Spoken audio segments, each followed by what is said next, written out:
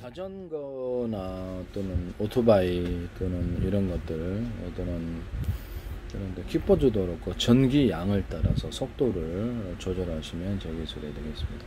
이런 조명도 그렇고 전기 양을 적게 주냐 많이 주냐에 따라서 15W, 30W, 60W 만들거나 자동차 조명 같은 것도 가능한데 비행체의 프로펠러도 전기 양을 많이 주냐 적게 주냐에 따라서 좌우의 균형, 왼쪽엔 적게 주고 많이 주고 왼쪽 좌우의 균형을 넣거나 그러니까 가변 프로펠러로 아래로 올라가서 현대기아차에서 멋대로 하실 텐데 이건 제 기술입니다. 독일 어떤 회사가 YTN에서 하시더니 그 다음부터 현대기아차는 뭐 하시더라고요. 현대기아차는 자동차 연료 전지를 몇 개로 이렇게 분할하고 격벽 처리해서 외부 충격으로부터 보호하고 그냥 충격이 있으면 이게 발휘할 수가 있는 이런 과속하거나 고장날 수 있는 부분이 뚜렷하기 때문에 격벽 처리를 하고 그 안에도 배터리를 열을 너무 많아서 여러 개로 분할해서 이렇게 해서 열을 분산을 시켜가지고 이런 건전지가 5개 있다 그러면 5개다 그러면 전선을 각각 연결하고 충전도 빨라요.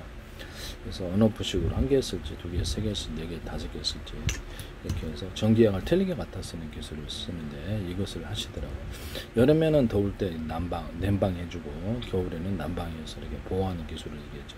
저는 건전지나 이런 자동차 연료제, 납축전지, 연재, 파워뱅크 상관없이 전기 테이프 방식으로 해서 절연 테이프 방식으로 하셔도 간단한 방식으로 이렇게 절연 구조로 가지고 방전이 안 된다. 이 기술을 쓰시면 제 기술이 되겠습니다.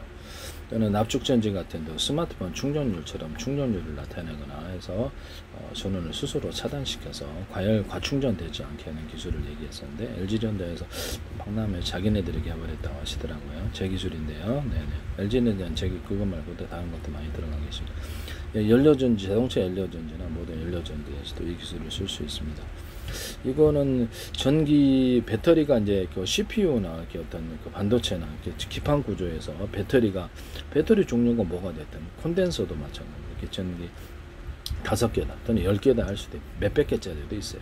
전선을 각각 연결하면 충전도 빠르고 몇 개에서 갖다 쓰냐 1개에서 갖다 2개에서 3개에서 4개 5개 갖다 에 따라 전압을 낮출 수도 있고 높일 수도 있다라는 거죠. 전력의 양을 그걸 통해서 조명이다 그러면 밝기를 조절하거나 약하게 강하게 또는 이렇게 스피커 이렇게 어떤 확성기다 그러면 소리를 조절하거나 선풍기다 그러면 기어 방식이 아니라 전류양을 따라서 속도를 조절하거나 자동차도 속도를 조절하거나 파워를 프로펠러다 보면 파워를 조절하거나 이렇게 할 수 있습니다. 그러면 전기만 되는 게 아니고 제트 엔진이다 그러면 제트 엔진 연소시 6개다 그러면 자동차도 6개고 배도 6개로 합시다. 이론적으로 그러면 일단 연료량을 적게 주냐 많이 주냐에 따라 속도의 강정량을 넣으시면 되겠습니다. 연료에 상관없이 그렇게 하시면 되게 제 기술이 돼. 석유 방식이 됐든 뭐 전기로 하여튼 뭐 그렇게 해가지고 한다는 거죠. 그 다음에 여기다가 온오프식으로 6개 연소실인데 1개만 쓰는데 2개만 쓰면 3개만 쓰면 4개 쓰면 6개 쓰는데 이렇게 한다라는 거죠. 그래서 그 파워를 조절하는 속도를 조절하는 기술을 쓴다. 자동차, 배도 그렇고 뭐 원자력 발전 모듈 할 때도 두산에서도 이거 쓰지 마세요. 원자력 발전, 석유, 석탄 발전, 가스 발전을 이 기술을 쓴다라는 것을 말씀드립니다.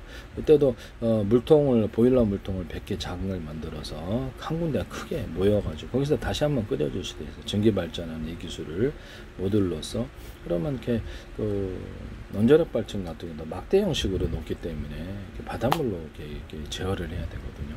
그럴 필요가 없다. 우라늄, 토륨, 플루토늄의 분말, 입자, 작은 입자가 되죠. 그 다음에 액상, 증기 구조로 하면 이게 되게 굉장히 괜찮게 만들 수 있다.